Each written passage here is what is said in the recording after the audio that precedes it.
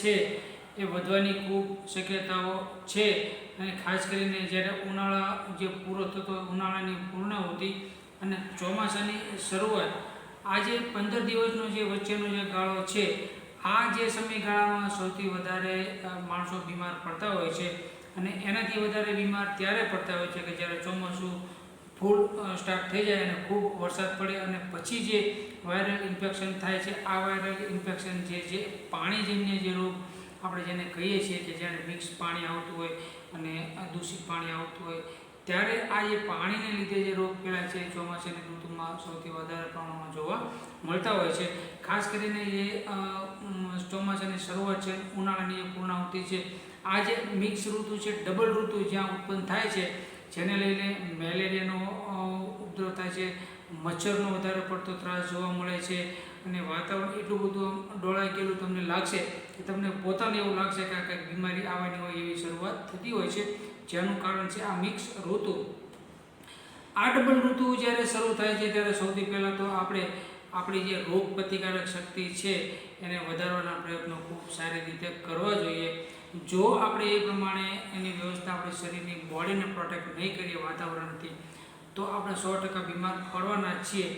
આમ તો જો કે સમયગાળો જે પાછળનો જે સમયગાળો જે ગયો છે કોરોનાનો, એને લઈને માણસોમાં ઘણી બધી જાગૃતતા પોતાના હેલ્થ પ્રત્યે આવી છે અને અવેરનેસ એટલી બધી વધી છે કે માણસો પોતાની જે શરીરની તંદુરસ્તી છે એના પ્રત્યે ખૂબ જાગૃત થયા છે અને જે બીમારી આવે એ પહેલાં જ પગલાં લેવા માંડતા હોય છે। પણ આ જે સમયગાળો છે ખૂબ છતાં જોખમી છે અને ખાસ ધ્યાન રાખવા જેવો છે। ઉનાળાની જે પૂર્ણાહુતિ છે ને ચોમાસાની જ્યાં શરૂઆત થાય છે ત્યાં વાયરલ ઇન્ફેક્શનને લીધે શરદી ઉધરસ થવાના ખૂબ મોટા ચાન્સીસ હોય છે કે વાતાવરણ એટલું ખરાબ હોય છે કે ઇન્ફેક્શનને લીધે શરદી થાય છે।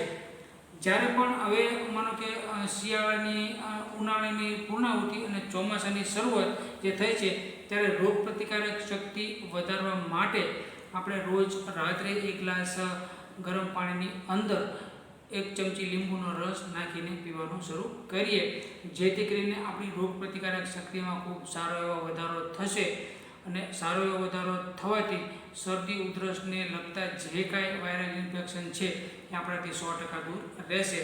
જે મિત્રોને શરદી ઉધરસ થઈ ગઈ છે એ મિત્રો પણ આ પ્રયોગ જરૂર કરે, કેમ કે શરદી ઉધરસને લીધે ઘણી વખત તાવ આવવાના પણ પ્રોબ્લેમ થતા હોય છે। જેથી કરીને જો તમે આ લીંબુવાળો પ્રયોગ છે, 1 ગ્લાસ પાણીમાં લીંબુ નાખી અને પછી આ પ્રયોગ તમે શરૂ કરશો તો શરદી તો મટી જશે, સાથે સાથે રોગ પ્રતિકારક શક્તિમાં પણ ખૂબ સારો એવો વધારો થવાથી જે કાંઈ બેક્ટેરિયલ ઇન્ફેક્શન છે ત્યાંનું ત્યાં જ અટકી જશે અને વધારે પ્રમાણમાં કાંઈ તકલીફ નહીં થાય। માટે ચોમાસાની શરૂઆતમાં રોગ પ્રતિકારક શક્તિ વધે એવો પ્રયત્ન ખૂબ આપણે સારી રીતે કરવા જોઈએ। શરદી ઉધરસ જે મિત્રોને થઈ ગયા છે એને રોજ રાત્રે થોડાક ચણા શેકી નાખવાના છે। ચણા શેકી અને જે એની સ્મેલ આવે છે, ચણા શેકેલા જે એની સ્મેલ છે એ ખાલી સૂંઘવાની છે। સૂંઘી અને પછી આ જે ચણા તમે શેકેલા છે એ ખાઈ જવાના છે, પછી એની ઉપર 1 ગ્લાસ નવશેકું ગરમ પાણી પીવાનું છે। આટલું તમે કરશો એટલે શરદી ઉધરસથી તમે બચી જશો અને જો શરદી ઉધરસ થઈ ગયા છે તો પણ એમાં તમને ખૂબ સારો એવો બેનિફિટ જોવા મળશે, કેમ કે આપણી તંદુરસ્તી જો સારી હશે તો આપણે સારી રીતે વ્યવસ્થિત કામ કરી શકશું। જો વધારે પડતી ઉધરસ જેવું લાગતું હોય તો નાગરવેલના અને તુલસીના પાન, 1 પાન છે નાગરવેલનું લેવાનું છે, 3 પાન તુલસીના લેવાના છે। સવારે, બપોરે અને સાંજે આ 1 પાન અને 3 પાન તુલસીના ચાવીને ખાલી ખાવાના છે, પછી એની ઉપર 1 ગ્લાસ નવશેકું ગરમ પાણી પીવાનું છે। આટલું તમે ધ્યાન રાખશો એટલે ગમે તેવું વાયરલ ઇન્ફેક્શન હશે તો પણ આપણી બોડીને અસર નહીં કરે, કેમ કે આપણી બોડી છે એ ફૂલ રેઝિસ્ટન્સ પાવરમાં આવી ગઈ છે અને ખૂબ સારી એવી રોગ પ્રતિકારક શક્તિ આપણે અંદરથી ડેવલપ કરી છે, જેથી કરીને બહારનું જે કંઈ વાતાવરણ છે એ આપણી બોડીને પ્રોટેક્ટ બોડીને અસર નહીં કરે, આપણી બોડી છે ફૂલ પ્રોટેક્શનમાં આવી જશે। જો આટલું સાદું, સરળ અને સિમ્પલ જો ધ્યાન આપણે રાખીએ તો વાતાવરણને લગતી જે કાંઈ અસર છે અને જે કાંઈ વાતાવરણમાં ફેરફાર થાય છે અને આપણી બોડીને જે કાંઈ બીમારી પાડે છે એ આપણને ખૂબ સારી રીતે વ્યવસ્થિત એનું આપણે પ્રોટેક્શન કરી શકશું અને શરદી ઉધરસ જે થાય છે એનાથી આપણે બચી શકશું।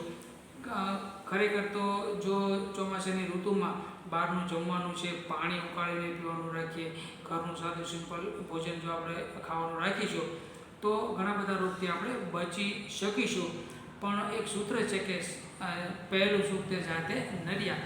આ જે સૂત્ર આપણે મગજમાં રાખશો તો લગભગ આપણે કોઈ બીમાર નહીં પડીએ, કેમ કે પહેલું સુખ તે જાતે નરિયા એટલે કે આપણું જે પહેલું સુખ છે જાત એટલે કે આપણે શરીર નર્યું એટલે કે સારું.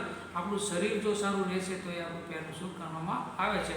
જો આટલું ધ્યાન આપણે રાખીએ તો લગભગ આપણને આ ગમે તેવી ડબલ ઋતુ થાય, મિક્સ ઋતુ થાય, શિયાળો, ઉનાળો, ચોમાસું, આપણને કાંઈ પ્રોબ્લેમ નહીં થાય અને આપણી બોડી છે એકદમ ફિટ અને તંદુરસ્ત રહેશે. સર્વજીવન માતાજી સારી તંદુરસ્તી આપે પ્રાર્થના છે માતાજી.